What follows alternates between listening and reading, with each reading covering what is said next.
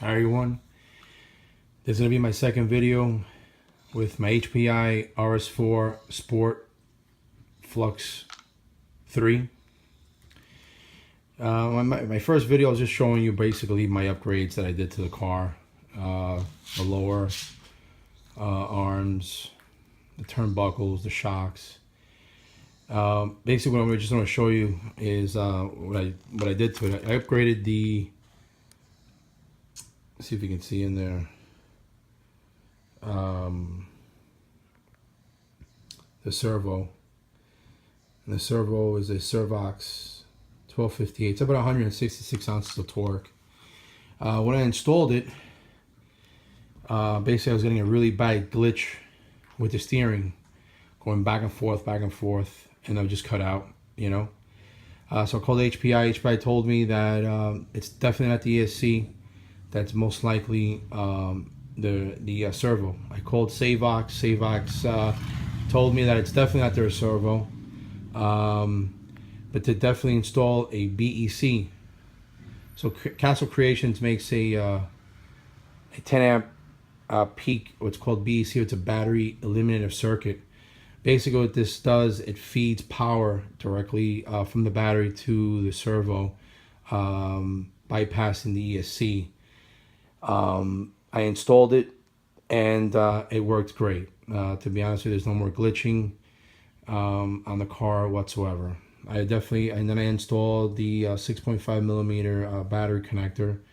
The only reason why I did that, honestly, is to just to match the green accent. If you see the body posts are green, I also have the wheel nuts are green in there. And then all the posts, shocks, just to color scheme it. Basically, the screws are titanium. So basically, this ESC removed the glitch, and like I said, it works great. You will notice if you come across this and you do install a BEC, the moment you connect the battery, you'll probably have the fan kick off because it's directly fed. Then if you turn your remote on, you probably hear your servo buzzing. That's all normal functions for a BEC. So that's basically it. I bought a few batteries for it, did a couple of test runs on the actual remote. I'm just fooling around now with the dual rate and the exponential on it. It works great. If you guys want to go out and get a more, a bigger servo that's got a little bit more power, you can do that. This is, like I said, it's about 166, definitely a bit more than what it comes stock. And but you can definitely get something a little bit stronger than the 1258 Savox servo.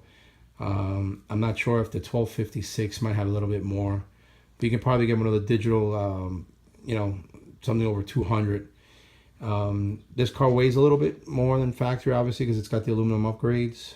I did the one-way bearing in the front, okay, and what I did was I took apart the rear diff and I did about 1,000 weight oil on it, so it's nice and smooth.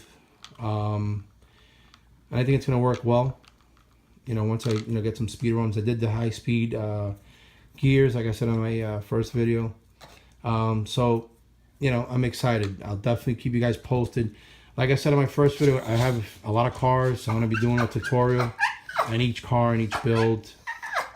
And this is my dog crying because he wants me to pet him. He's killing me.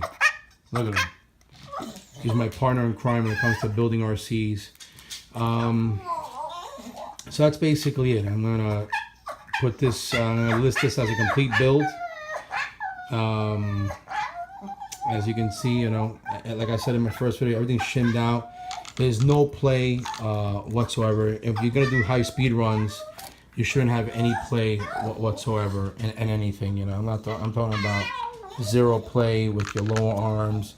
Everything should be tight. I mean, when it comes to this, the lower arm should not go back and forth. There shouldn't be a single thing, centimeter of play in anything, you know, from the wheels. This car is really tight. I mean, I've built a lot of cars, and this thing is definitely the shocks are real nice and stiff. And I do have a little bit more clearance. If you can see how much clearance I have from the counter to the chassis. Your shock should, you know, give it a little bit. You know, you're traveling on your shocks should allow the chassis to hit the floor. I don't think with the type of tension I have on this, I have about 40 weight shock oil in the rear and about 35 in the front.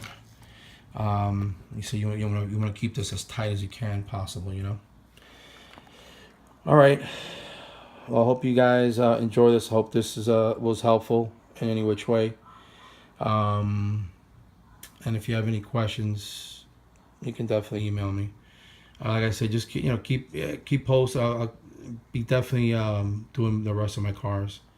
I have on road, I have GT cars, and kind of excited to show them off to everybody. Well, take care. Thank you.